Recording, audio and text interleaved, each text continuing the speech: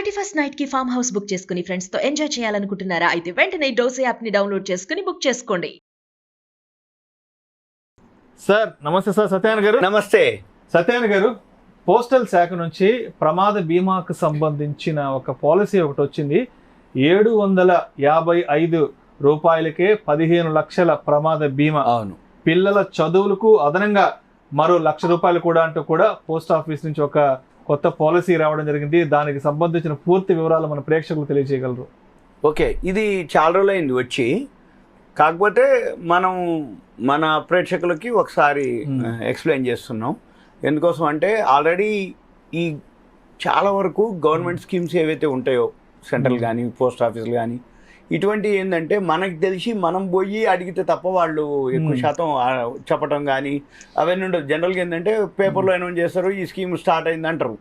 ఎంతమంది చూస్తారు, ఎంతమంది ఫాలో అవుతారు. కాకపోతే మనము అవేర్నెస్ కోసము మంచి స్కీమ్లు ఉన్నాయి అనేది మనం ఇప్పుడు చేస్తున్నాం. ఇది ఆల్రెడీ జనవరిలోనే అనౌన్స్ చేయడం జరిగింది.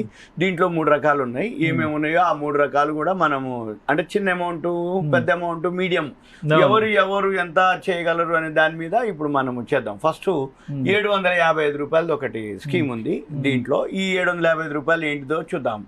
దానికి ఎంత ప్రీమియం, 755 ప్రీమియం కడితే ఎంత ఇన్సూరెన్స్ పాలసీ వస్తుంది అనేది, ఎంత క్లెయిమ్ వస్తుంది, అయితే అది ఎవరికి ఉపయోగపడుతుంది, ఎంత ఉపయోగపడుతుంది దాని గురించి అనమాట. అయితే ఇది తక్కువ ప్రీమియం తోటి మన యాక్సిడెంటల్గా ఉంటుంది అనేది అర్థం అనమాట. దీన్ని ఏమంటారంటే India post accident insurance policy.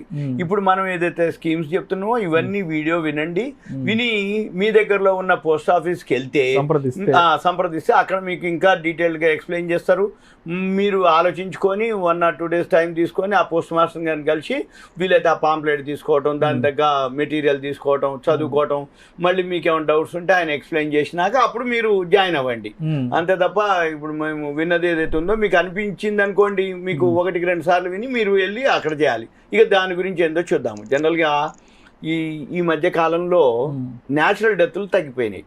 Natural డెత్లు ఎందుకు తగ్గిపోయినాయి అంటే మందులు, మెడికల్ బెనిఫిట్స్ వచ్చినాయి కాబట్టి ఎప్పటికప్పుడు వీళ్ళు షుగర్లని చెకప్ చేసుకుంటే అవేర్నెస్ వచ్చేసింది. ఈ అవేర్నెస్ తోటి వాళ్ళు జాగ్రత్తలు తీసుకోవటం, ముందుగానే దానికి సంబంధించిన అవేర్నెస్ అంటే హెల్త్కి సంబంధించిన జాగ్రత్తలు, రైట్. అందుకని ఇప్పుడు మనం ఏం చెప్తాము అంటే ఏదైతే యాక్సిడెంటల్ గానే ఏదైతే ఉందో ఇది యాక్సిడెంటల్ అనమాట. 755 రూపాయలు కనుక మనం కడితే ఏం జరుగుతుందో తెలియదు యాక్సిడెంటల్ గా. ఈ జరిగినప్పుడు మనము ఓకే, కానీ మన ఫ్యామిలీ మెంబర్స్ కి, మన కుటుంబానికి ఒక ఆసరా గాని. ఇక్కడ ఒక చిన్న మాట కూడా చెప్పుకోవాలి మనం. ఈ మధ్య ఒక రిపోర్ట్ వచ్చింది, యుద్ధాల్లో చనిపోయే వాళ్ళకంటే కూడా రోడ్డు ప్రమాదాల్లో మరణించే వాళ్ళ సంఖ్య చాలా ఎక్కువ. ఎందుకంటే మనం చూస్తే హైవేలో గానీ తెల్లవారుజామున గానీ అంటే అతివేగము, లేకపోతే రోడ్లు సరిగా లేకపోవటం, అక్కడ యూటర్న్ల కాడ ఇక్కడ బాగా యాక్సిడెంట్, అది రైట్. అదొకటి. ఇకపోతే అది ఆగి ఉంటే వీడు పోతుండని వెనకాల నుంచి వచ్చి ఎక్కువ శాతం యాక్సిడెంట్ జరిగేదానిలా అంతే. ఈ జరిగినప్పుడు కుటుంబానికి ఉండదుగా. అందుకని ఇప్పుడు మనం చెప్పేది అవుతుందో అది కనుక అంటే వాళ్ళకి ఇబ్బంది అవుతుంది. కాబట్టి ఒకవేళ కుటుంబ యజమాని మరణిస్తే ఆ కుటుంబం చితికిపోతుంది. కాబట్టి ఇప్పుడు అటువంటి పరిస్థితి రాకుండా ఉండాలి అంటే చిన్న అమౌంటే ఇది. చిన్న అమౌంట్ మనం కనుక పే చేస్తే ఏంటిదనేది చూద్దాం. అయితే దీంట్లో ఇన్సూరెన్స్ 2 ఉంటుంది, జీవిత బీమా ఉంటుంది, ప్రమాద బీమా ఉంటుంది. మనము ఎవరైతే తీసుకుంటారో వాళ్ళ ఫ్యామిలీకి సంబంధించినటువంటి ఉంది. ఇదంతా మనం పోస్ట్ ఆఫీస్లో డీటెయిల్స్ ఉంటాయి. ఇప్పుడు మనం చెప్తాము, మళ్ళీ పోస్ట్ ఆఫీస్కి వెళ్ళి తీసుకోవాలి. ఇది ఏదైతే ఈ స్కీమ్ ఉందో నివా భూపా హెల్త్ ఇన్సూరెన్స్ తోటి వాళ్ళు టైఅప్ అయినరు. ఈ వాళ్ళు అంటే ఆ పాలసీ ఇచ్చేది మనం అనుకోవచ్చు, పోస్టల్ లేదేంది నివా భూపా ఉందని అనుకోక్కర్లే, వాళ్ళతో టైఅప్ అనమాట. అయితే వీళ్ళు ఒకవేళ ఎవరైతే పాలసీదారుడు తీసుకున్న అతను మరణిస్తే అతని కుటుంబానికి కానీ, అతను అంటే నామినీ అంటాం, భర్త అయితే భార్య, భార్య అయితే భర్త, లేకపోతే నామినీ పిల్లలు, కొడుకు, కోడలు, బిడ్డ, అల్లుడు, ఎవరైతే నామినీలు, వాళ్ళకి 15 లక్షలు పరిహారంగా ఇవ్వడం జరుగుతుంది. ఏది 755కి. ఒకవేళ యాక్సిడెంట్ అయింది, మనిషి ఏం కాలేదు, కానీ కాలు వచ్చేయో అంగవైకల్యం ఏర్పడింది, అప్పుడైనా కానీ వాళ్ళకి 15 లక్షలు, ఎందుకంటే అతను లేచి చేసుకోలేని పని చేయలేని పరిస్థితి కాబట్టి అప్పుడైనా ఇస్తారు. లేదు అతను ఇక చనిపోయింది అనుకోండి, ఒకవేళ చనిపోతే వాళ్ళ పిల్లల చదువుల కోసం మళ్ళీ 1 లక్ష రూపాయలు కూడా ఇవ్వడం జరుగుతుంది. తర్వాత ఒకవేళ ఏదైనా జరిగి ఆయన ఉంటే వైద్య ఖర్చులు, మెడికల్ బెనిఫిట్స్ కూడా మళ్ళీ 1 లక్ష రూపాయలు అవి కూడా ఇవ్వడం జరుగుతుంది.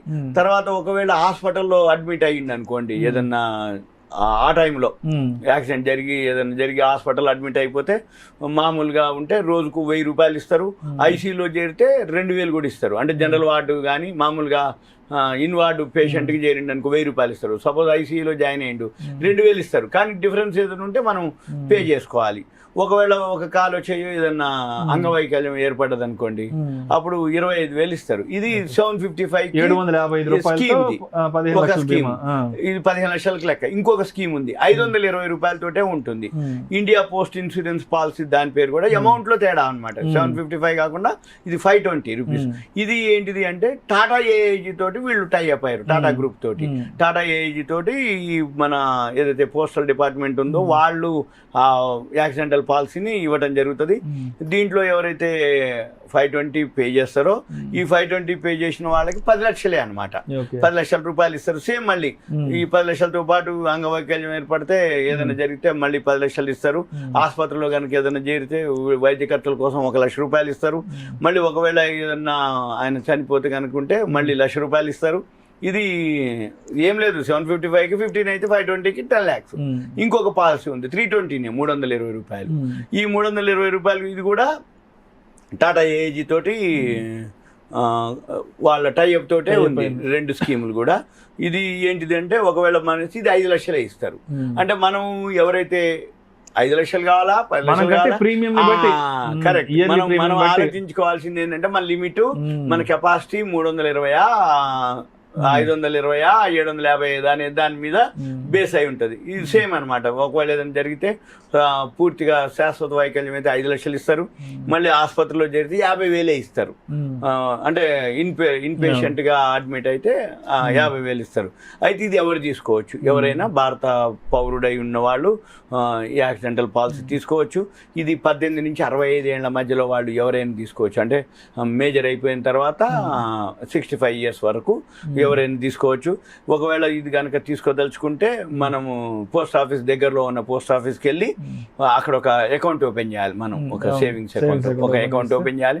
ఓపెన్ చేసినాక అప్పుడు మనం దాంట్లో ఆ అకౌంట్ కూడా పెద్ద, అంటే ఇప్పుడు కొన్ని బ్యాంకులు ఉంటాయి, మినిమం అకౌంట్ ఓపెన్ చేయాలంటే 5,000 10,000 మినిమం బ్యాలెన్స్ మెయింటైన్ చేయాలంటారు.